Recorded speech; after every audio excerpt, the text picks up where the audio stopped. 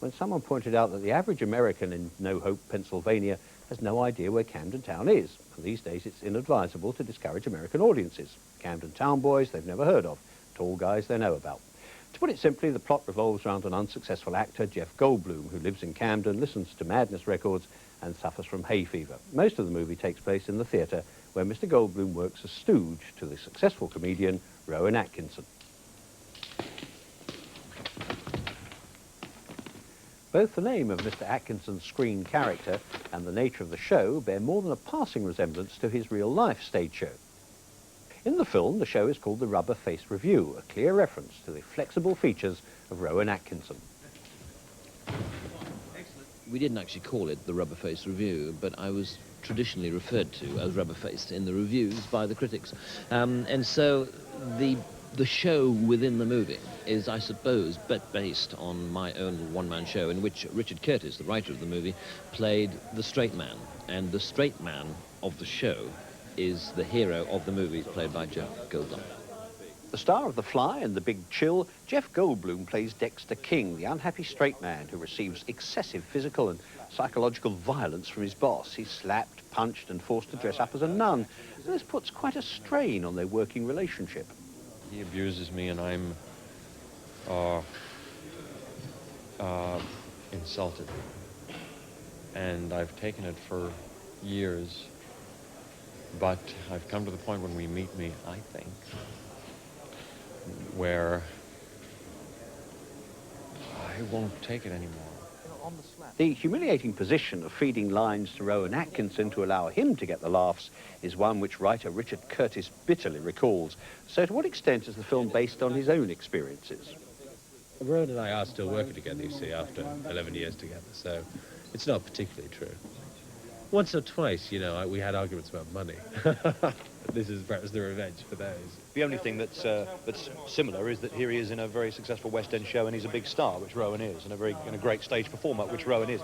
But Rowan is, in fact, when you get to know him, is a very diffident and rather quiet man. And Ron Anderson is a loud, foul-mouthed, bigoted, nasty person, which Rowan certainly isn't. But he's having a fairly good crack at it. Ladies and gentlemen, it is important to understand the kind of damage that physical violence can do to the head. And Mr. Perkins here has kindly volunteered to help me demonstrate. This will tend to do no real damage, whereas this will result in some minor superficial bruising. And of course, this will almost certainly result in a broken bone or two, whereas this iron bar will almost certainly result in death, as in this case. The director, Mel Smith, is best known for his television appearances, but he's also directed pop videos and commercials.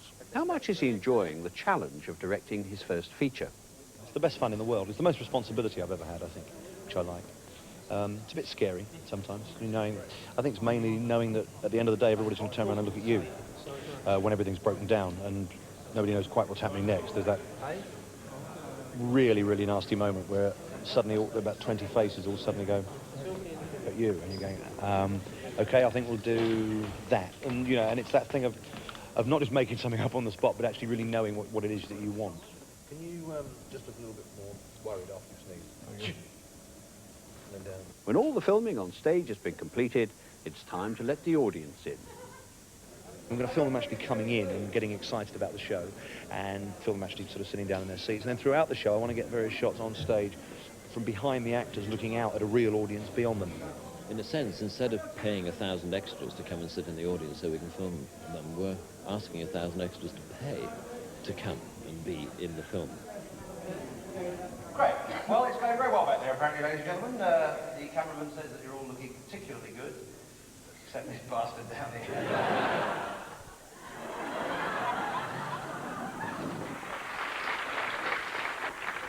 Oh.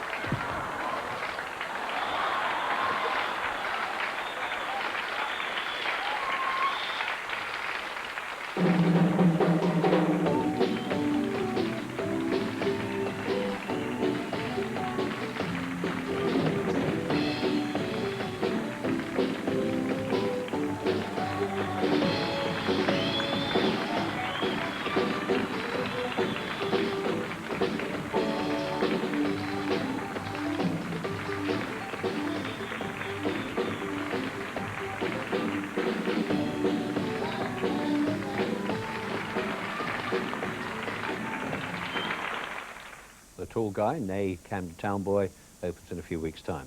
Right, well now...